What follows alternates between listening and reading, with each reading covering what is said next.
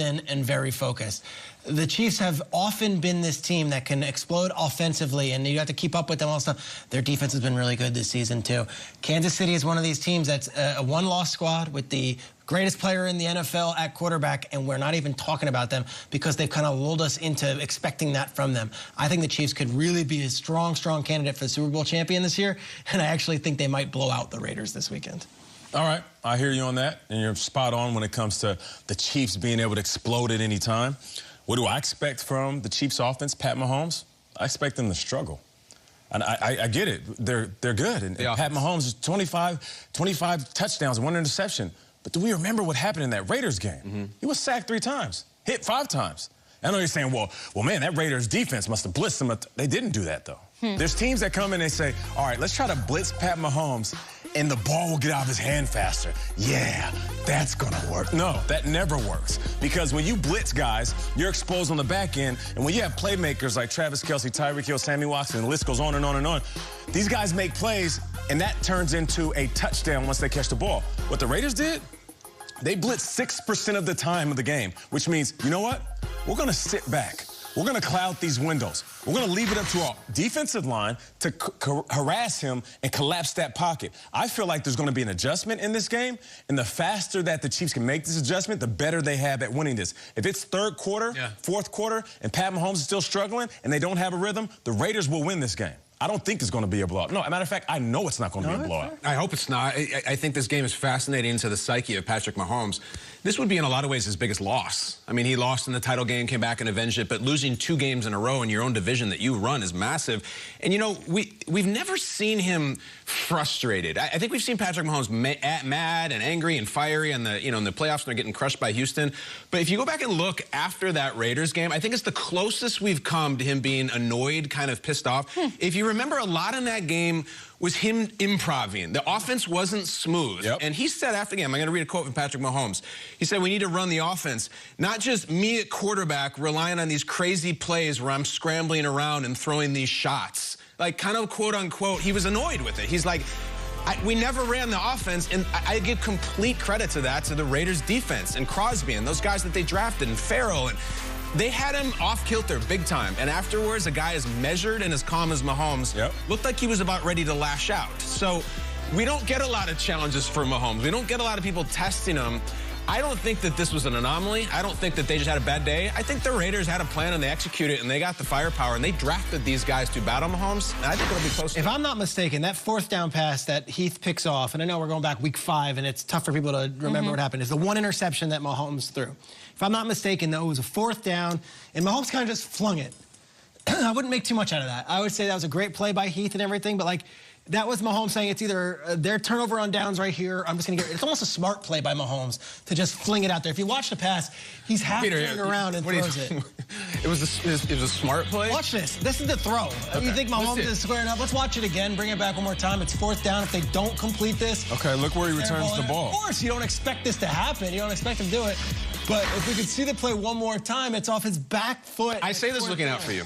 You get a lot of, Mahomes. Apologists. If I'm at home right now, that's what I'm saying. And I'm saying it's actually not the dumbest thing when it's 4th down and you're like, all right, we're going for it. It's not there. I'll throw it as far as I can. Look at the pass one more. You sound like a Pat Mahomes apologist. Might as well be a punt. Look at this. He just flings it. Okay, that's called a bad decision. But why does this matter for this week, you guys? What we're seeing because right there's here. a psychological edge. It's like, we got him once. We picked him off. We're the ones. That's the only mistake that he's made all year, and I think it was a mistake. We probably want to punt it there. Yeah, if we want to look at revenge games with them, what did they have, like 2 last year, Schrags? They had the Texans, who beat them in the regular season in the playoffs, and then they had the Titans, who also beat them in the regular season. And I mean, they basically dismantled the organization of the Texans, then took care of business against the Titans when it counted. So as far as scoreboard with revenge games and this team, they're 2-0. And they beat the Patriots in New England last year, which was one of those where it was like everyone thought, oh, Belichick's got the tricks. No, they went in the rain and they beat them. So I know I sound like... I'm kind of with you, Schrager, though. I'm usually not. I get what you're saying. If you're Pat Mahomes, you can look at that play and you can look in the mirror and say, it's a play that I just flicked up there, whatever. I make better decisions. Dude, Russell Wilson throws multiple interceptions a game. Lamar throws picks. I hear what you're saying. Throw picks. His Peter, wasn't even that you're bad. spot on when you say... It's the interception take chasing they're going to blow out the Raiders take. That's a lot. It's a lot. Same segment. And for you to say it's not a big deal to Mahomes, you are spot on. but it's a big deal to the Raiders. Let me tell you how players look at this. The Raiders are walking into this game saying, yeah, we made him bleed. He was rattled because of us. Yeah. We sacked him 3 times. They did a victory lap around the stadium. We did that. It wasn't the Pat Mahomes didn't play the game, so that's why the Chiefs didn't win. No, the Raiders are walking out and saying, we made him look weak, and we're going to make him look weak again. That's why you saying, no, him just throwing, it's not how the Raiders looking at it. He threw 4 touchdowns the last time we saw him. He threw 5 touchdowns the week before that. That was in week 5. They've had a bye week. Don't be. What's the Game of Thrones character, the dragon that goes? Dracarys. Yeah, this might be a Dracarys performance. Well, it might be or it will be.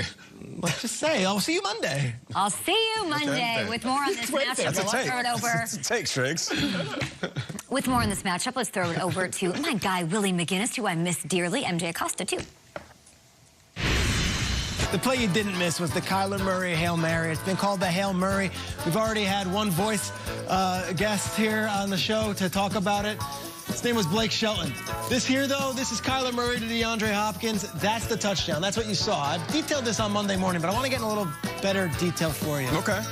It's called Cowboy, the play call. That's what Kingsbury said to Kyler Murray beforehand. It's because of this play from the 2016 NFC Divisional Round. The Packers needed a field goal. What they did was they got Jared Cook along the sideline, got him there, so they moved into field goal range. Watch it here from Aaron Rodgers. A little spin, moves, runs, and just hits it perfectly on the sidelines. So Cliff Kingsbury has 11 seconds left. He tells Kyler Murray, running Cowboy, running Cowboy. Cowboy is for Larry Fitzgerald. He's the Jared Cook. To be the Jared Cook. But look, the Bills cover it. In the conversations, if Larry's not open and DeAndre's out there, and you feel like you want to let it rip, let it rip. So Kyler checked down from the short route, said, I'm going to throw it deep instead, and goes for it. All right, watch it one more time here. Kyler doesn't go to Larry, okay, avoid the tackler, instead throws the bomb. Oh, my gosh. And it's perfectly done by DeAndre Hopkins. Play is so good, it's so exciting. I don't know if you guys ever listened to the radio calls, but there's Dave Pasch and Ron Wolfley who do the radio calls for the Cardinals for years. I want to let Dave Pasch and Ron Wolfley take it away. Wolfley's got that deep voice, former player in the NFL. He's also got one of the best calls you'll hear all year. Take it away, boys. Rolling left in trouble, slips a tackle, got to launch it. He does. Left side, into the end zone, jump ball, and it is. Is it caught? Is it caught? Oh, my goodness, it's caught. DeAndre Hopkins caught it. He caught it for a touchdown with 1 second left. I can't believe it. You've got to be joking me. Hopkins reaches up with 3 defenders around him and pulls it in, and the Cardinals lead it 32-30 with a second left. You can't cover Nuke. You can't cover Nuke. That's Ron Wolfley, and you can't. How good? The Bills did everything they possibly could, and DeAndre Hopkins still makes that catch. But the crazy thing is, that pass and that play after, I was almost more impressed with Kyler's running the ball. We've got to show this thing. We've got to stay with the Cardinals. What this guy does, this is a read option play that is played perfectly by the Bills defense, all right? I want you to watch Darryl Woolry, who is a great position here. Kyler beats a corner and just, like, breaks his ankles. His hesitation. He does his hesitation, like he's got the edge. He's got everything. And then he goes for 28. It's not like he goes for 4. He goes for 28. Then there's, look at Worley here. And then Poyer can't get him. Like, it just Shout out Dan Arnold on the block, too, downfield. There's nothing you can do. Dan Arnold, what's up? Then there's a touchdown run. All right, fake handoff here.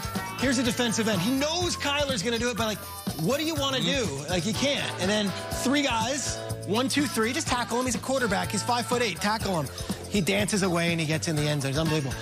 Kyler is the first quarterback in NFL history since 1954 to have rushing touchdowns in 5 straight games. The last one was Tobin Rote. Tobin Rote. Not exactly the same agility as Kyler. All right, the aesthetics might be a little different. He gets to evade the goalpost, though, Peter. That's harder. He does. 56. He had 5 rushing touchdowns in 5 consecutive games. He had 1 in each. All goal lines at the goalpost, Kyle, right there on the goal line. Tobin Rote. His nickname is Toblerone. Tobin Rote. This is for the Packers. Now, this is what's crazy, okay? Packers trade Tobin Rote to the Lions, all right? Lions, they have him. They go on and they have this amazing season. Packers fans are outraged, right? Packers traded Tobin Rote for a 17th round draft pick named Bart Starr. Nice. What? Oh! 17th round? What? 17th round.